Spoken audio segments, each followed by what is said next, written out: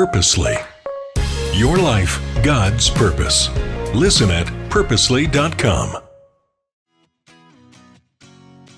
The only thing I knew to turn to was God.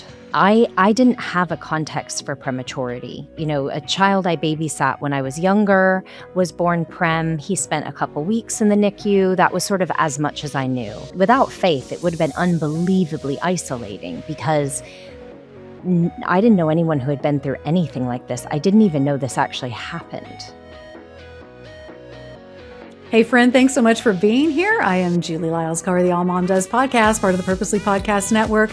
I don't know what it is, but in the last few episodes, we've got a couple of guests who are coming to us from over the pond. And I think that we need to really give some props for that, because when we schedule these interviews and then somebody is having to stay up way late in order to be able to be on the show, I'm just so appreciative for that. But I'm so excited about today's topic because we're going to dig into something that a lot of women are finding are part of their journey in motherhood, which can be unexpected. When, you know, the baby doesn't come exactly when you thought the baby was going to come, if you have had a NICU stay, if you've had some things like that, or if you have a friend who's going through that, this is going to be exactly the kind of episode that's going to help inform you, equip you. So I want you to take a listen and be ready to share this link with someone who you know could really benefit from hearing this conversation. My guest today is Ash Ruddy. And yes, she is coming to us from over the pond. Ash, welcome to the AllMomDoes podcast. Thank you so much for having me, Julie. It's a real privilege to be here. Well, it's a delight to have you. So tell me about how a former Miss America contestant, yes, friends, let's just chat about that. Former Miss America contestant here. She has absconded and gone across the Atlantic. How did you end up being over where you live today? Not planned, let me tell you. I met my now husband in New York City about 13 years ago. We literally got sat next to each other at a lunch counter on a Friday afternoon and really hit it off, fell in love basically that day, that weekend. And he's from London, England. So fast forward, and I have now lived in and around London for the last almost 11 years. Wow. I mean, that is a great meet cute story. That just seems to have all kinds of potential to be some kind of cute little rom-com about meeting at the lunch counter in New York. I love it. Well, talk to me about your journey to motherhood, because you had some really beautiful accomplishments in your life and things that you got to do, and being part of pageant life, which is fascinating. I want to dip into that too, because I want to learn some things about that as well. But I want to hear about your pregnancy, how you thought things were going to go, and then when the reality of where things were actually landing. What was that story arc? It's so interesting. As you were even introing it, I was thinking about how my life felt like it was mapped out and like I was doing things to plan. You know, I was a 3-sport athlete. I was a Miss Vermont. I competed for Miss America. I was a businesswoman. I was really building my career. This sort of pivot happened when I moved to London, but somehow that sort of seemed like it was just a continuation of the plan. My husband, who is my best friend, we got married. We went to start our family. And, you know, I had these visions of putting together that beautiful pale pastel nursery and bringing this beautiful, healthy, full-term first child home. And that's not what happened. It's really not what happened. Late into my 23rd week of pregnancy, I went into spontaneous labor for reasons still unknown. And at 24 weeks and 1 day of gestation, I delivered our first child. Yeah. I mean, and that, you know, it's so wild as we look at those numbers rising, Ash. I mean, this is a much more common experience in some ways. And we don't really understand all the mechanics of why we are seeing early labor. And again, for the listener who is expecting or who has had some things happen and is nervous and is thinking, oh, do I even want to hear this interview? We get it. It is the thing in some ways that we want to be positive for women who are expecting. We want to believe with them for easy outcomes and healthy births and all of those things, of course. But when we don't share the stories that are harder, then for those people who are going through it, you can feel more alone. You can feel like, well, nobody understands what this is like or what I went through. What was it for you when you realized, wow, I've now had this very early preemie? Who do I turn to? Who's going to help guide me and walk me through this experience? Because all in one swoop, when you have something happen medical, particularly with one of your kids, you all of a sudden have to become a medical expert in that thing and you feel woefully unqualified. So here you are, first baby, going through this. Where did you turn to first? What did you do? The only thing I knew to turn to was God. And my faith became my faith before this time in my life was something I chose, that I sort of put effort into when it suited me. But even with that light touch framework that I had, I knew when my life really, my big transatlantic life was reduced to these 4 white walls of a high dependency labor ward, that was the only thing I knew to turn to. And I didn't have a context for prematurity. You know, a child I babysat when I was younger was born prem. He spent a couple weeks in the NICU. That was sort of as much as I knew. I certainly didn't know that babies were born and could survive at 24 weeks. Not all of them, but some of them. And like you were saying, I mean, it's incredibly, without faith, it would have been unbelievably isolating because I didn't know anyone who had been through anything like this. I didn't even know this actually happened.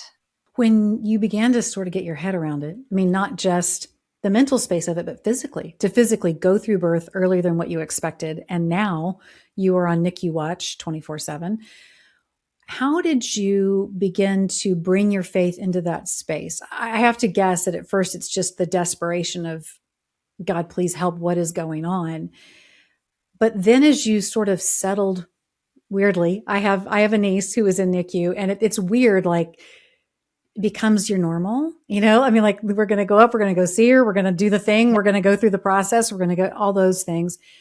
As it weirdly settled in, as your very unnormal normal, what did faith look like in those spaces for you? How was that practice once sort of the desperation changed? Then how did your prayer change? How did your faith change? I should say, even though I knew to turn to God, totally still, I feel still so deserving of this, but he chased me the whole time. We were in NICU for 89 days initially. And those 3 months, I felt so in lockstep. The Holy Spirit was with me. I felt sometimes like I was just in the clouds. I mean, even for as scary as it was, and we had 2 near fatal experiences, one in neonatal care and one in pediatric care. And even when it was really bad and we were told there's nothing more we can do for Michael, I had that gentle whisper, like God had sent me so many signs, had revealed himself to me time and time and time again with all the things, you know, visions and dreams and audible voices and coincidences too strong to be anything other than God, that, you know, it wasn't like I had this unbelievable faith. I have an unbelievable deep faith now, but only because of his grace, because he continued to reveal himself to me, even when I was almost not trying. It was incredibly beautiful. And so for 89 days in neonatal care, felt incredibly aligned, very in the spirit. We then got Michael home at the equivalent of like 34 weeks of gestation. And after being home for only 5 weeks, he contracted RSV, bronchiolitis, and ended up back in intensive care, in pediatric intensive care. And that was a totally different experience for us, Julie. That I was seeking God as hard as I've ever sought God, and I couldn't find him anywhere. And the arc of that story is really incredible because I actually think God was using that time to strengthen my faith. Where like when I was really in the power and he was just revealing himself to me and I was living in this amazing bubble of truth, then it was like, okay, all right, girl, Let's see now. Is it real? Are you going to praise me and turn to me when you don't feel me? And, looking back on it, if that was a test, then so be it, because it not only strengthened my faith, but it turned me to his word. And there's an incredible scene of my life, and I chronicle this in the memoir I've written about how he pointed me to the Bible. And it's just really nearly unbelievable if I hadn't lived it myself. And I'm happy to share that story if you want. I find it so interesting, Ash, that part of the thing that I see a lot right now in spiritual corners is sometimes this reliance on feeling spiritual, feeling that God is there, feeling these, and that is beautiful. I really appreciate your transparency about saying, hey, this NICU experience, heavens opened, choirs sang, whatever. And then going back into pediatric ICU, that is not how it felt. I really appreciate the distinction, because sometimes I think we can think God is absent in the quiet instead of recognizing that he can also still be there, even if we're not experiencing the over-the-top presence. I appreciate your transparency in that. I would love to hear the story about what he was showing you in scripture, because I think sometimes if we're not having the feeling, the emotion, then sometimes we think, well, what's then the Bible going to do if we're not in this heightened place? So how did he guide you through his written word during this time? You've really brought up such an important point, and something I've thought about so much since that time, which was, faith is in this earthly life. Faith ebbs and it flows. It's very challenging to live in the power, like full heavens open every single day, especially as a new mom, when you're trying to keep a baby alive and you're sleep deprived and you're changing nappies and you're worried about oxygenation and all of the things. And so I think it's really important that we talk about how faith can feel sometimes so close and sometimes so distant. And, I think a lot about when we see these revivals and we see people have amazing encounters with the Holy Spirit and they get baptized right away. And what I want to say to them is, I'm so glad. And it won't feel like this every day. So we need to minister to and pastor to people about how do we live in the days where it doesn't feel like it so much, right? So for us, when Michael was in pediatric intensive care with RSV, I knew as a mother that Michael was slipping away. And I was telling the doctors, this is not going in the right direction. And they're saying, no, this virus always gets really nasty and then it gets better. He'll be okay. And I just knew my milk was drying up, and my milk never dried up in the neonatal unit. My mother's intuition was seeing less and less of his spirit every day. And then one day I left the hospital to get a bite to eat. And while I was eating, I just had this conviction that something was wrong and I needed to get to my son and I needed to get to him that moment. Literally stood up from the table, ran back to the hospital. And when I walked through pediatric intensive care, I was scrubbing in and I looked over at my son's cot and I saw his body there and his soul was gone. And I told the doctors, this is all over. And they said, no, he's still there a little bit. And then the next morning they said to us, I'm sorry to tell you, but it's all over. And I turned to my husband and I said, even though I'm not feeling God at the moment, I was like, we have to go to the chapel. And we went to the chapel, Julie, and we laid out our lives under the cross. And I didn't ask God to take my life instead. I just asked God to take my life. I was like, just have all of me. You have everything. And after laying my life out under the cross, I went back to be with Michael. And I felt, what I hadn't felt for 5 weeks, was I felt the Spirit descend upon my heart. And when I felt us united again, I sat down next to Michael's body being kept alive by machines. And I said, okay, God, tell me what to do. And I heard 3 words, open the book.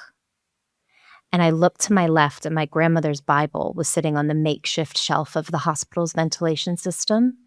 And now I have to be honest, in the 5 months of Michael's life we had had thus far, I had opened my hymnal 1,000 times, but I was not opening the Bible. I was reading scripture on my phone. I was reading Psalms people were sending me, but I wasn't seeking his word. And when he said, open the book, I said, okay. And I took my grandmother's Bible off the shelf. And at the time, being someone quite immature in my faith, I did what any immature Christian would do, and I just randomly flopped it open. And by the grace of God, it opened to the Gospels, and it opened to Matthew 14. And I audibly said, tell me again. And I waved my finger over the Bible. And when I felt the conviction to stop, I put my finger down. And it was Matthew 14:22. And it's when Jesus is walking on water. He had sent the disciples ahead of him. He walks on water to them, and they are afraid and they are frightened. And Peter says, if it's really you, tell me to come to you. And of course, Jesus says, come. Now, the word of God says Peter was taking steps, but then he got distracted by the wind. And that's when he begins to sink. And of course, Jesus reaches out his hand. He says, oh, ye of little faith, why did you doubt? I am who I say I am. And I felt like God was speaking directly to me. He led me to a discipleship journey that actually was really mimicking my own, because like Peter, I had seen God do amazing things. He had already saved my son at 24 weeks. He had already pulled him through a total renal failure moment in NICU. I had already seen miracles, but there I was being like, are you really there, God?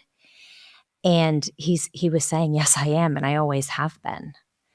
And so I felt like in his incredible grace, he led me exactly where he needed me to go. 1, to just seek him constantly, and 2, to his word. You think that you are in the final round of getting all this parenting done. You've got kids who are in high school. You're starting to think about college.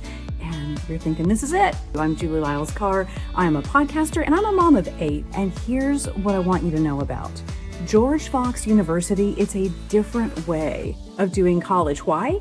Because yes, it's all about getting a fantastic degree to set your kid up for their future. They have 60 undergrad programs available at George Fox University. But that's not where the story ends. It's also about equipping them spiritually. If you get out of college with a degree, but you don't have a closer relationship with God, that obviously is going to deeply impact what your young adult life looks like. So for your kiddos, I want you to consider, what would it mean for your child to be able to go to George Fox University, where 93% of George Fox students say they now have a closer relationship with Jesus? George Fox University is located in the Pacific Northwest in Oregon. They have 23 Division III athletic programs, and 100% of students at George Fox University receive financial aid.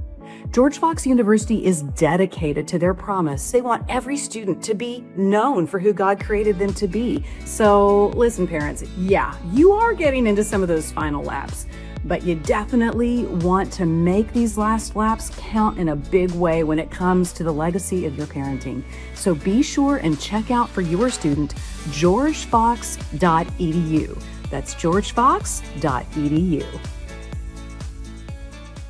It's so beautiful to hear how a specific verse, a specific encounter can speak exactly to what you're dealing with today. And it's one of the things that I treasure so much about the fact that we do have his written word. Like I'll be on the phone reading, my daily prompt or, whatever comes, but there is something about those pages, really just sitting with those pages and allowing the Spirit to guide you to where you need to be reading for the sustenance you need for that day, that is so incredible. Ash, I think that for a lot of people, they would say, okay, so the baby's born at 24 weeks and he has a really scary NICU, and then he comes out and then he has a really scary round with RSV, and then poof, boom, bam, everything's perfect. Everything's great. But he had some more surprises in store for you. So when did you begin to realize that for his story, the impact of his prematurity was going to lead to special needs. I have two children who have disabilities. They were not premature births. They were not things that were evident when they were initially born. They were things that we discovered later in the path. And there is this moment sometimes where I think we sometimes think we're going to know right from the jump if our child has an issue, if there's something going on.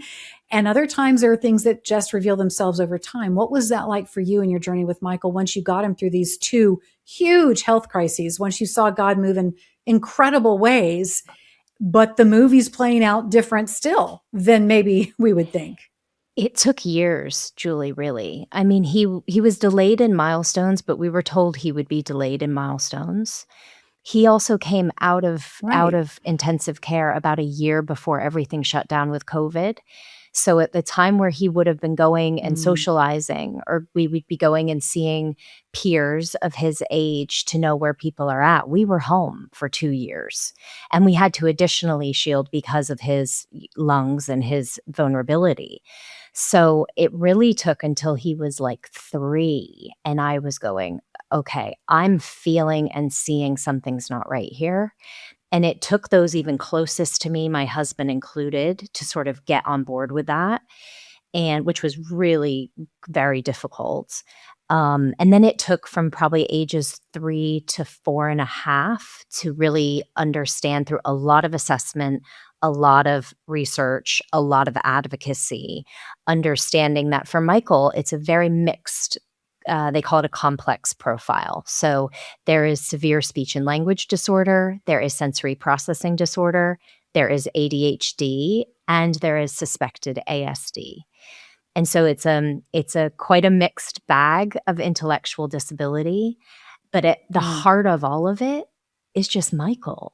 You know, labels are important. They help you access framework. And I think diagnosis is something I really advocate for because it helps family know how to support the children and carers.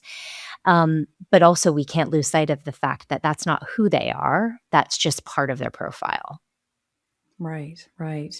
It is an interesting world, this strange place where there's a relief that sometimes comes with a quantifiable diagnosis, but it leads to so many more questions because those labels do not encompass every single way that your child might experience the world or the challenges they might have or the strengths that they might have within that diagnosis. And so you're so right. There's something it's important and it's not important and it's important. Exactly. Somehow all at the same time, it all folds on itself in some way. When you began to see and get more diagnostics and start getting some more answers about the unique way that Michael is knit together, for you, how did that feel coming off of these experiences of his premature birth? Was there a sense at times of, okay, God, you already carried us through this and this and this. Is this really the result? Is this who this kid is? Is this what we're going to be grappling with? Or, wow, this is amazing. We know more about him. Like, what was that journey? Because I think sometimes when we see God do something really huge, but then if the outcome isn't the expected or the outcome isn't the whatever we're going to label that as, then is it a wah? Like what happened? I mean, so how did you process that as you began to realize a journey with a kid is never done? We know that, right? But when you realize, oh, we're going to get to go to PT and OT a whole lot. We're going to get to have all kinds of conversations with teachers. We're just getting cranked up and getting started here. How is that for you? I think processing, the word you used is right. There is a lot to process, and you do have a lot of emotions that are very mimicking of grief. You really have to stare your expectations for what you wanted for your family and for your child and for their future. You need to stare those things in the eyes. And what I like to have people do when they realize that their child has additional needs is write out those expectations. For me, it was like, he's going to go to one of these top British private schools. He's going to do this. He's going to do that. Write them all down. And then write the exact opposite down, get comfortable with that, and know that it's going to be something in between. Because I think if we just carry these expectations around, the grief is going to follow you the whole time, right? And I think on the faith side of things, Julie, I think I did naively think it was done. Like the miracle happened. We were told to turn the machines off, and Michael's soul returned to his body and he survived. And I was like, God, you did it. Period. End of sentence. And the miracle that God provided us with didn't look like what I thought it was going to look like. And that I also had to process. And where I've gotten to now, and this didn't come easily, but where I've gotten to now is this is all part of the spiritual journey.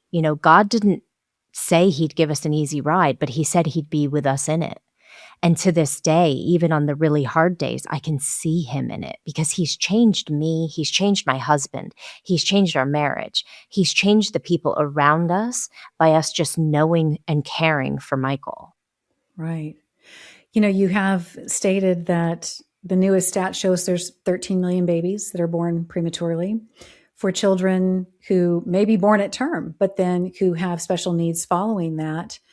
One of the things, and you just mentioned it, this is tough. These situations are tough on marriages. And we don't say that as a discouragement. I say that to say this puts strain on marriage in ways that your prototypical pre-marriage class at church simply isn't going to be able to touch.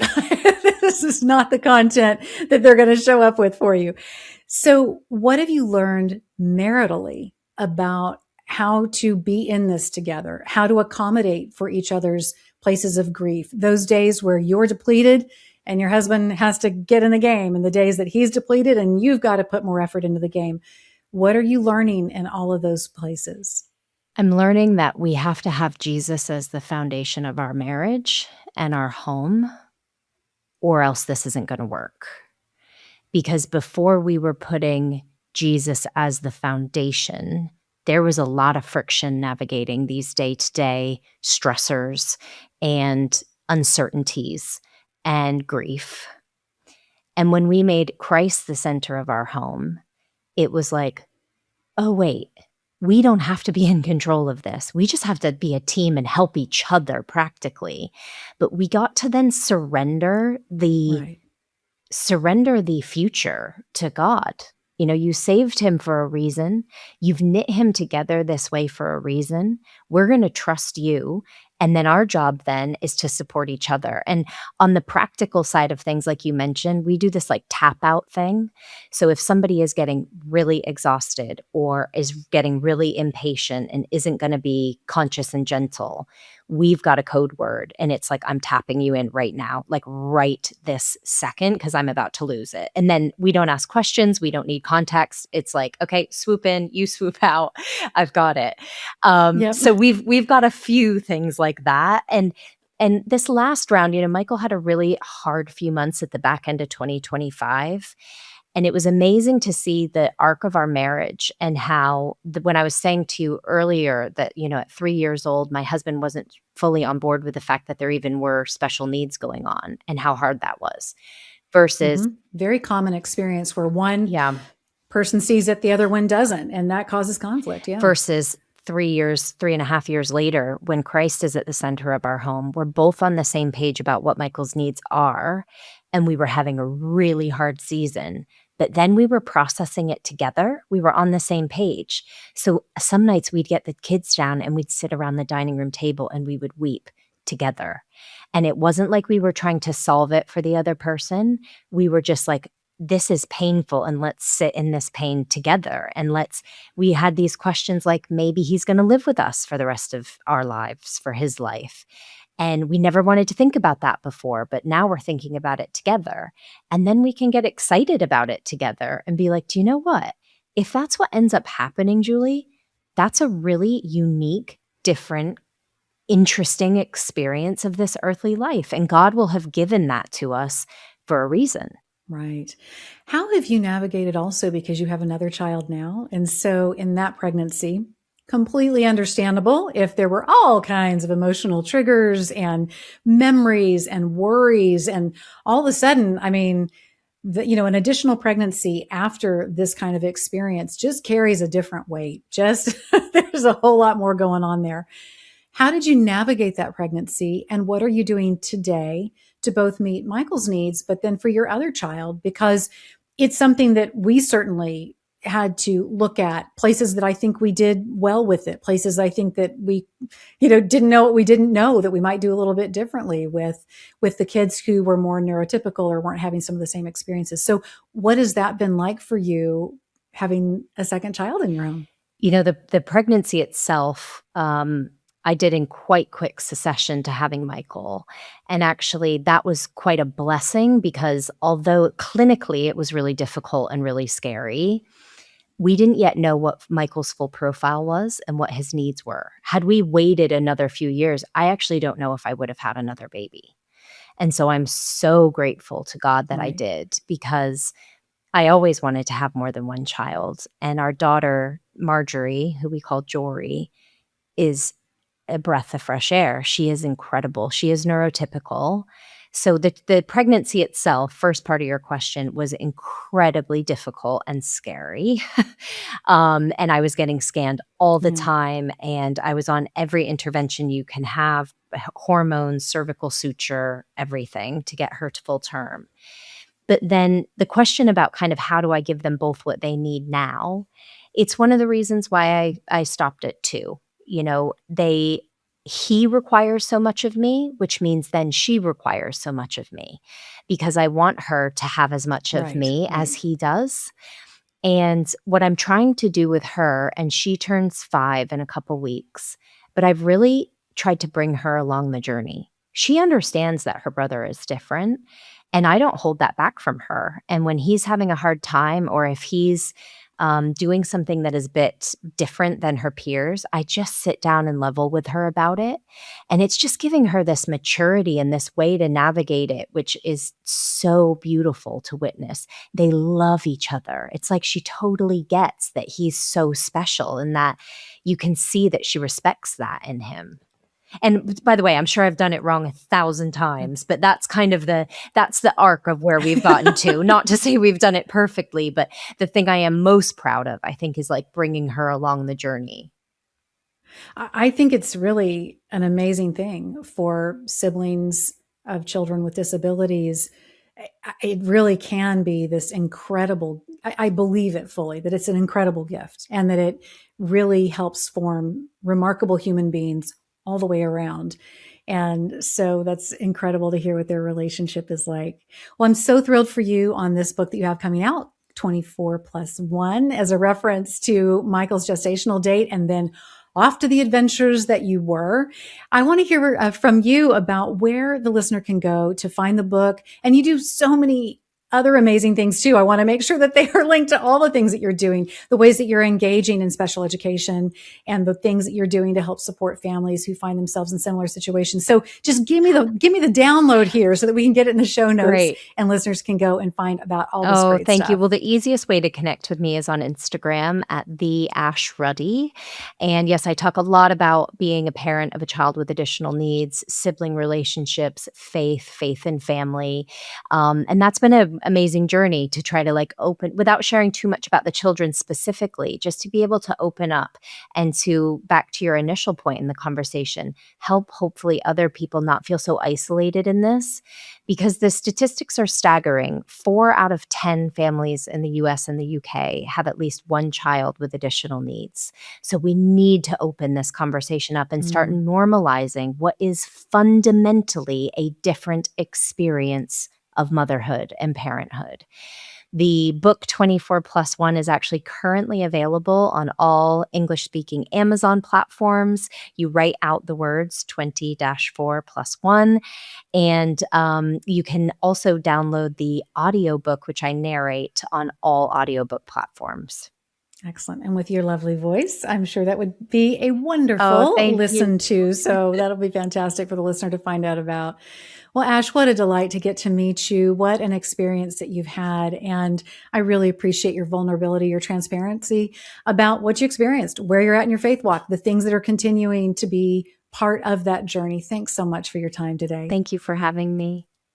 All right, friend, you know what to do. Show notes. All the links are there. You can find Ash's book and more about her family's story, all the great things and resources that she's creating around this very unique experience. Whether you have a preemie or you have someone in your life who's experienced that, if you or someone in your world has a child who has disabilities, this is a great resource. So be sure and go over, grab that link, share it. We really appreciate it when you do that. AllMomDoes.com, AllMomDoes on the socials. It's a great place and community for you to meet other women in the same seasons of life and facing some of the same challenges that you do for encouragement and inspiration. I love it too when you hop over to Julie Lyles Carr on Instagram mainly. That's where I usually hang out. There you will find that I love it when you come into my DMs, when you say, hey, you've never talked about this, or why don't you have so-and-so on the show? Please do that. That really helps guide our planning and make sure that we are having the conversations that you want to hear most. And I will see you next time on the All Mom Does podcast.